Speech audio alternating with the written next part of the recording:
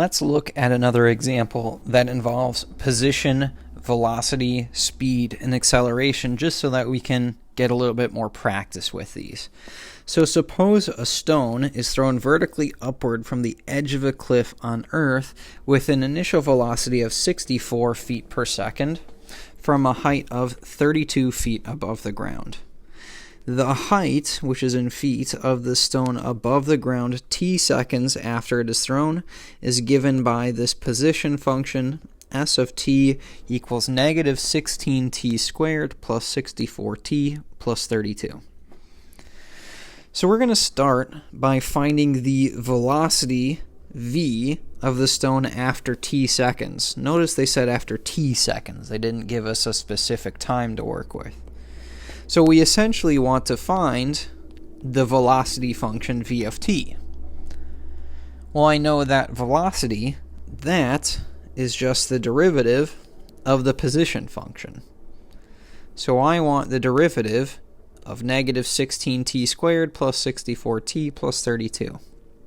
So that would be negative 32t plus 64. There's my derivative, which is also my velocity function. So that's all I was asked to do here in Part A. Part B says, when does the stone reach its highest point? So let's think about our position function, because that's what tells us the height above the ground. So here's our position function. We're dealing with a quadratic. Our highest power is 2, and our leading coefficient, our leading term, is negative. So I know that I have a parabola that opens upside down again. If I'm thinking about the highest point, if this is my position function, the highest point would be the highest y value, which would be the vertex of this parabola since it opens downward. So I absolutely could just go and find the vertex of this function, of this parabola. But that's kind of not too exciting to me, because that's something we actually know how to do. That's college algebra. I want to think about a new way to find the vertex using calculus. What's special about this point right here? Well, it's the highest point. But if I look at this from a calculus point of view, what's the slope of the tangent line right there? Oh my goodness. It's 0, because I have that horizontal tangent line. So one way I could go is, yeah, sure, I could go and find my vertex. I could use, the vertex, or the x value of the vertex at least, is equal to negative b over 2a, and that's fine. You could do it that way. The other thing you can do is you can take your velocity in this problem, v of t, and set it equal to 0, because that's where I have that horizontal tangent line. So I'm going to take my velocity function, which is negative 32t plus 64, set it equal to 0. Let's solve for t. So let's see, 64 equals 32t, so t must be 2. So at t equals 2 seconds, since that was my unit of time, right? T seconds, yes. At t equals 2 seconds, that's when the stone reaches its highest point. Part C says, what is the height of the stone at its highest point? So what is the height of its stone? Okay, so we know when it occurs. It occurs at t equals 2 seconds. It says, what is the height? When we talk about height, we're really talking about position. So this guy says, hey, you know what? Take 2 seconds, plug it into your position function. So negative 16 times 2 squared plus 64 times 2 plus 32.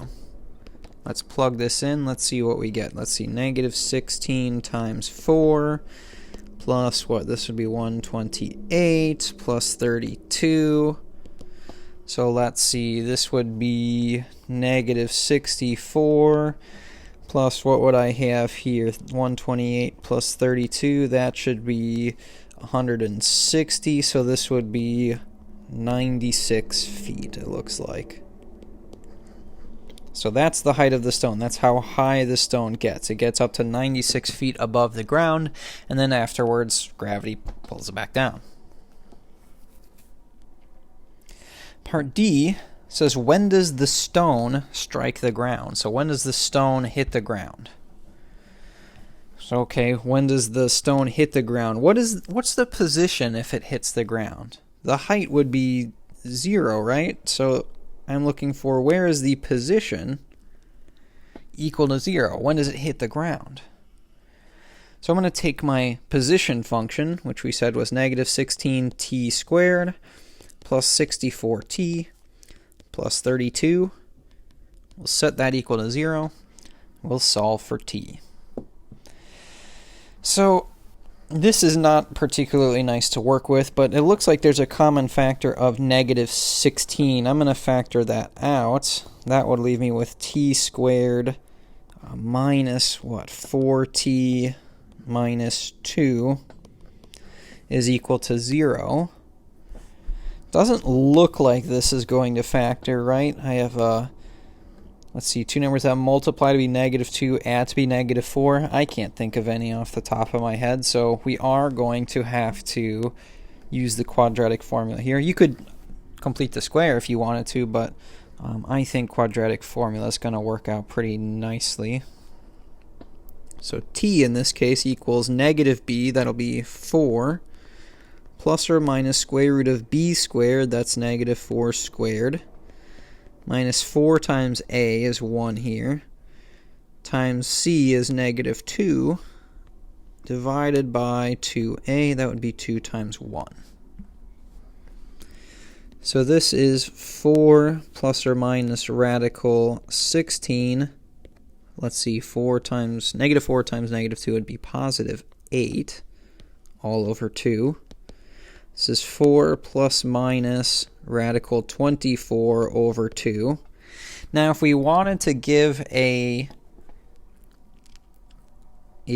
simplified answer, an exact answer, we can simplify that radical.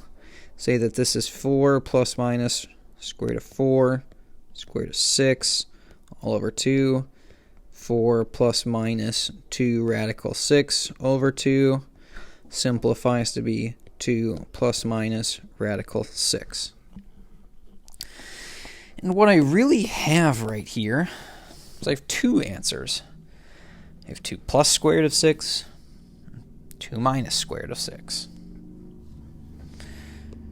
If you have trouble identifying these, I would suggest actually getting an approximate answer. So 2 plus square root of 6, what is that? So let's actually get an approximate answer here. 2 plus radical 6, 4.45.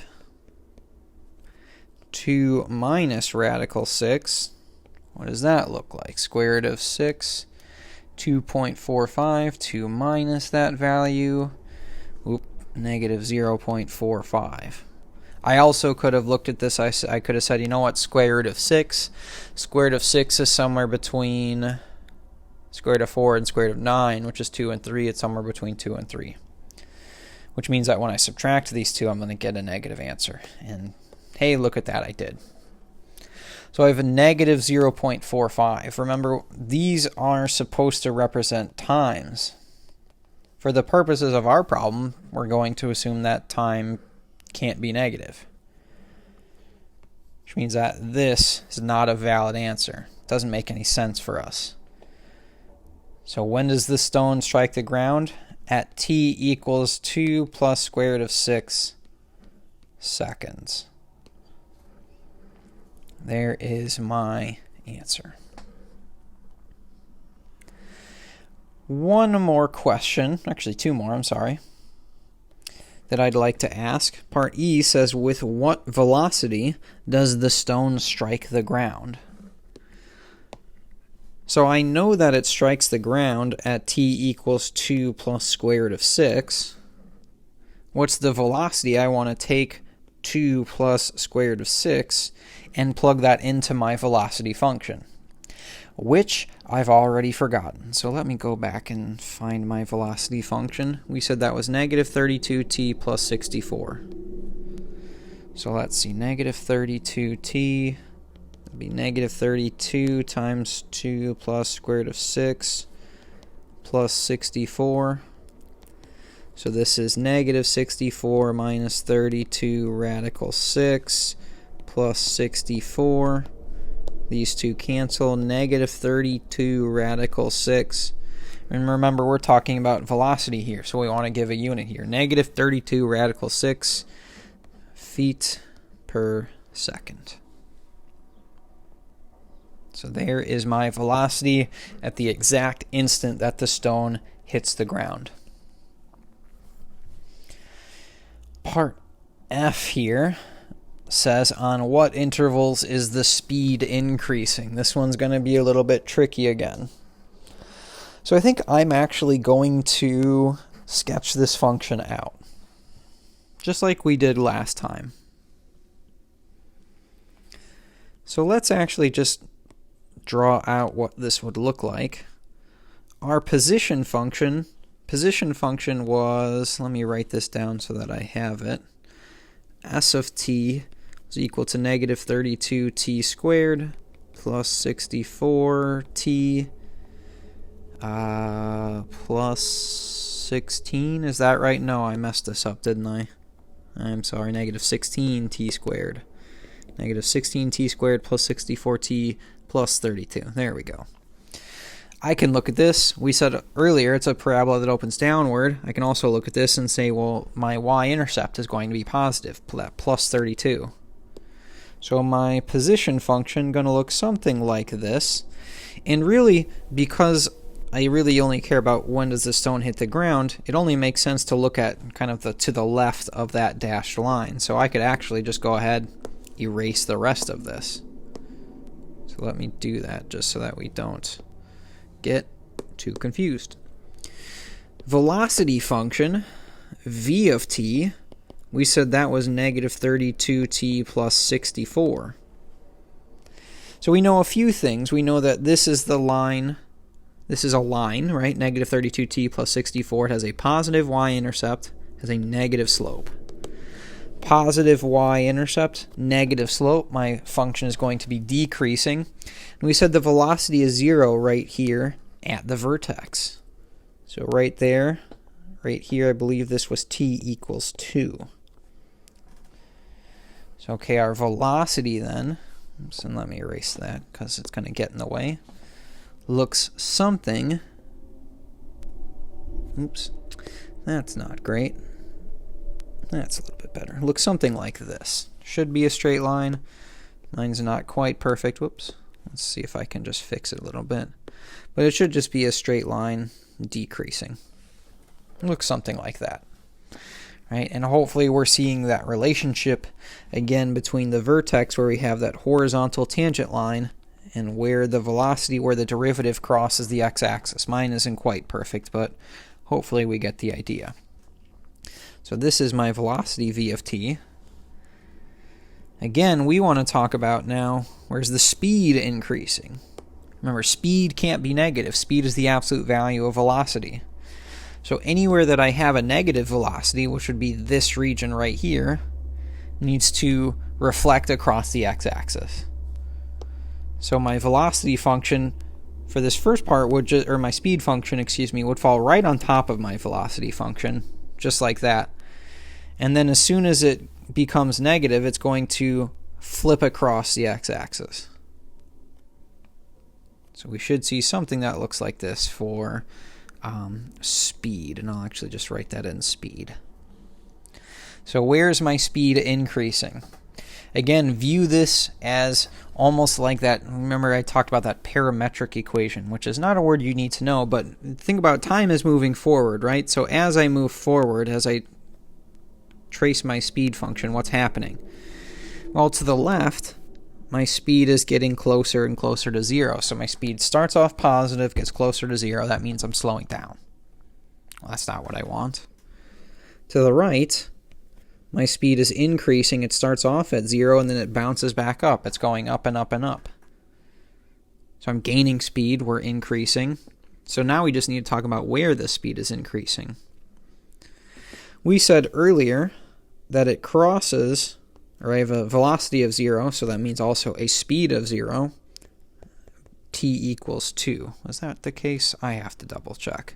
Yes, at t equals 2. We also said that our object strikes the ground, it hits the x-axis right here. This point right here was t equals 2 plus radical 6. So essentially the speed is increasing between these two values. Between 2 and 2 plus radical 6. 2, the speed is not increasing because the speed is 0. So we're going to put parentheses around that number to show, hey, the speed is not increasing at 2. But at 2 plus radical 6, if I pick this number over here, there I have a positive speed. Our speed is going up, so I am going to include that in my interval. I'm going to write a square bracket around that number.